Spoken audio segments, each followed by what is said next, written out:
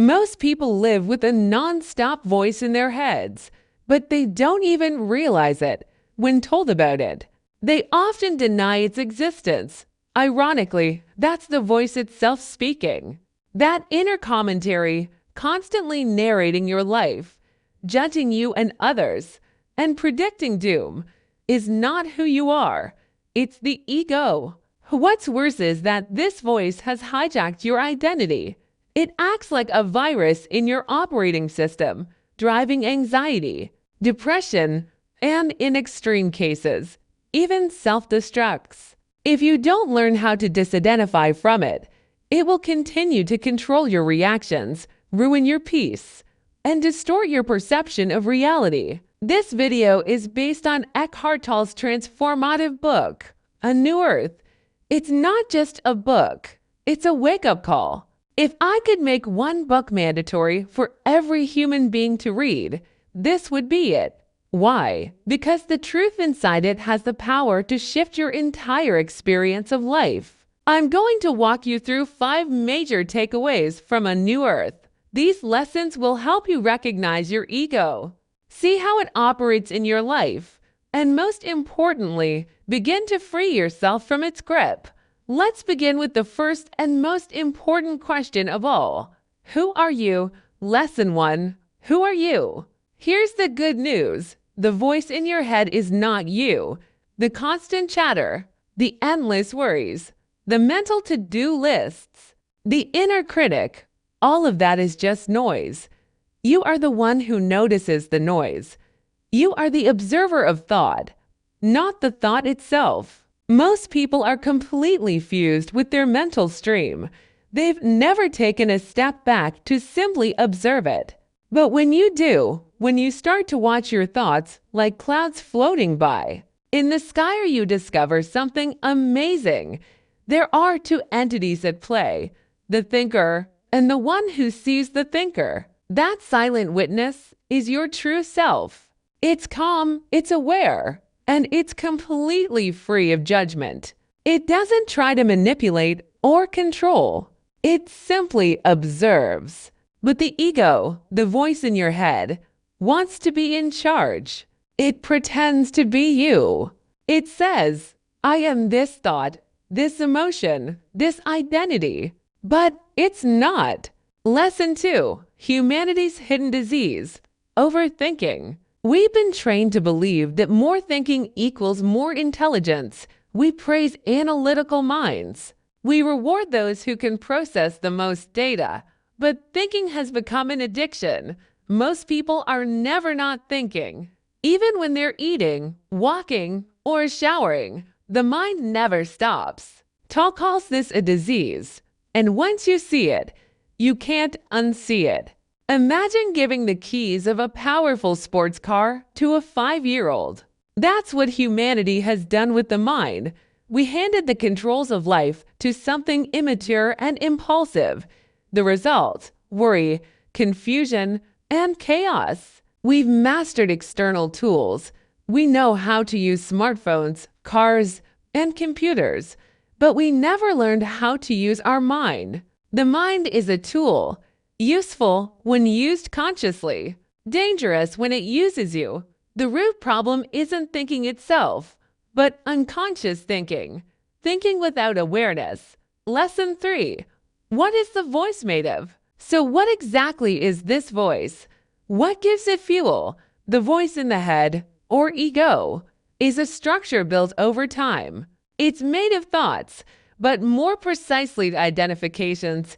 Every time you say my or I am, you're potentially adding to the ego. My car, my title, my religion, my story, my trauma. Children are a great example of ego in development. Before they develop a strong sense of I, they refer to themselves in third person. Tommy wants juice. Later, they start identifying my toy, my idea. As they grow older, this sense of possession and separation becomes stronger. The ego attaches itself to anything it can: possessions, physical appearance, success, political beliefs, roles like mother or manager. These become the scaffolding of your identity. But what happens if any of these are threatened or taken away? Panic, anger, fear. Why? Because the ego feels like it's dying. Lesson 4. The many faces of ego. The ego doesn't always look like arrogance. In fact, it's often subtle, sneaky, and disguised as normal behavior. Here are 8 common ways the ego shows up in everyday life. The need to feel superior. Ever feel a little surge of pleasure when you share a secret before someone else hears it? Or when you correct someone's mistake in public? That fleeting satisfaction isn't truth or love. It's ego. It craves moments of being better than, even if it's over something trivial. Ego and fame. Have you ever casually mentioned who you know, hoping it boosts how others see you? This is called name dropping. It's the ego's way of borrowing importance by associating with someone famous or powerful. The ego feels bigger, but it's an illusion. Role playing. Have you noticed how you speak to your boss differently than 2 close friends? Or how parents still treat their grown children like kids? These shifts are often unconscious. They are ego-driven roles. You're not showing your true self. You're playing a part. Competition and scarcity. The ego views life as a zero-sum game. If someone else succeeds, it believes that means it will lose something. This is why some people withhold support or even sabotage others. They believe helping someone else succeed takes away from their own success. Addiction to negative emotions. Have you noticed how some people seem to constantly look for reasons to be offended or angry? That's the ego feeding on negative emotions. It says, "This shouldn't be happening," and derives satisfaction from feeling right and blaming others. Scarcity and recognition. If I could just be admired by more people, if I had what they have. These are thoughts born from scarcity. The truth is, what you feel the world is depriving you of is something you're depriving the world of. Try giving what you hope to receive. Disease as identity. Some people unconsciously adopt disease as part of their identity. They become the person with chronic pain or the victim of fate. The ego doesn't care if the identity is painful. It just wants an identity. Complaining and reactivity. Complaining strengthens the ego, as it deepens the belief that I am right and the world is wrong. Reactivity is the ego's defense mechanism. If small things unsettle you, it means the ego is already entrenched. Presence is the exit door. If the ego relies on identification, the way out is through disidentification. But how do you do this? The answer is presence. Presence means being fully aware of the present moment. It means stepping out of the mental commentary flow and truly experiencing the moment. What you see, hear, feel, and breathe without any judgment. The present moment is not something to do later. It's not a practice you do for meditation. It's always available. The now that is constantly present. Every time you become aware of your breath, body, or silence, the ego loosens its grip.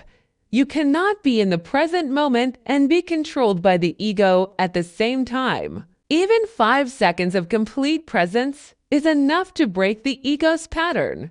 Tolle suggests a very simple practice. Try not to prepare a response while speaking to someone. Just listen. As they speak, feel the stillness within. This is enough to shift from ego to awareness. It's a small act, but it's incredibly powerful. Another practice is to view your emotions as weather. Don't say, "I am angry," but rather, "Anger has come." This subtle shift reminds you that emotions are temporary visitors, not permanent residents. You are not anger. You are the space in which anger happens, and it will eventually pass. This awareness applies not just to emotions, but to all forms of pain, fear, and self-resistance. When you become the observer of pain rather than the experiencer, the pain begins to shift.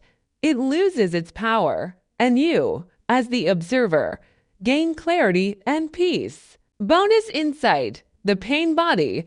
One of the most compelling concepts in A New Earth is the pain body. This is a semi-autonomous energy field made up of old emotional pain. Everyone has it. Whenever past pain is triggered, it gets activated. When it takes over you, it behaves like a parasite, feeding on negative energy. You've seen the pain body in action. Perhaps you've experienced it. It's when a small argument suddenly escalates into something extreme, or when someone's reaction seems illogically excessive. The pain body thrives on drama. It feeds itself with drama, and we often don't realize it has taken us over. The key to dissolving the pain body is to recognize it, simply becoming aware of it. Saying, this is my pain body, create space in the situation. It allows awareness to enter. Once you recognize it, it can no longer control you. It may still be there, but it no longer controls you. It becomes just another pattern, not your identity. Pain bodies and awareness. Some pain bodies are dormant most of the time. Others are more active, but they all share one feature. They cannot survive in the light of your awareness. Like a vampire exposed to sunlight, they shrink when observed, and each time you observe it without reacting, it weakens. So the next time you feel yourself spiraling into reactivity, pause, take a breath, ask, is this me or my pain body? That pause alone can be life-changing. It's not about suppressing emotion. It's about bringing light to it. Awareness is the beginning of healing. Living without egos, what changes? So, what actually changes when you begin to live beyond ego? You don't become passive. You don't lose your personality. You don't stop having goals. What changes is your quality of consciousness. You no longer act from fear, status, or insecurity.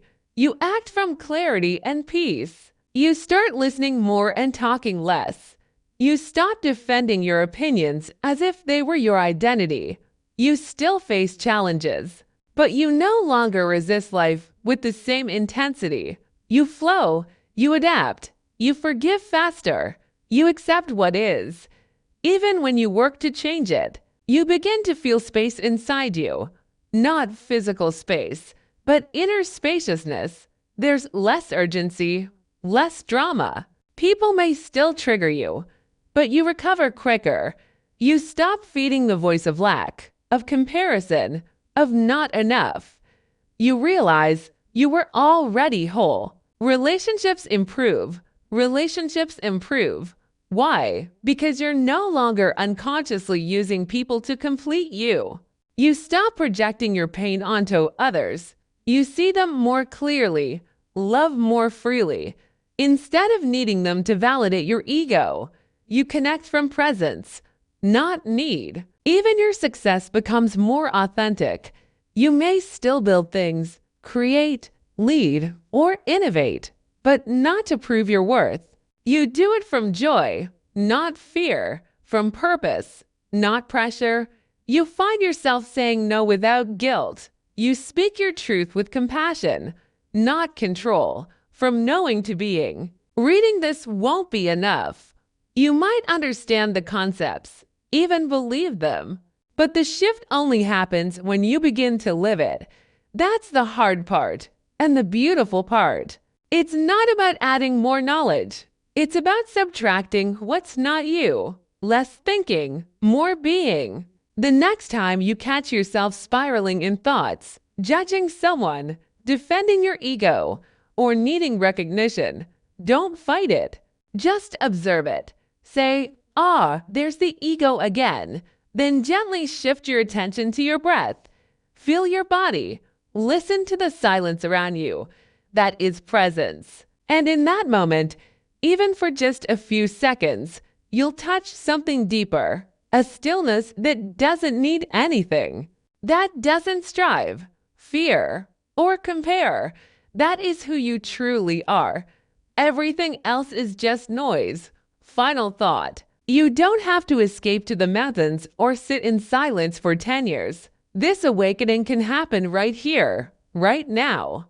In the middle of traffic, during a tense meeting, while doing the dishes, the now is always available. The question is, are you? The journey away from ego is not about becoming something new.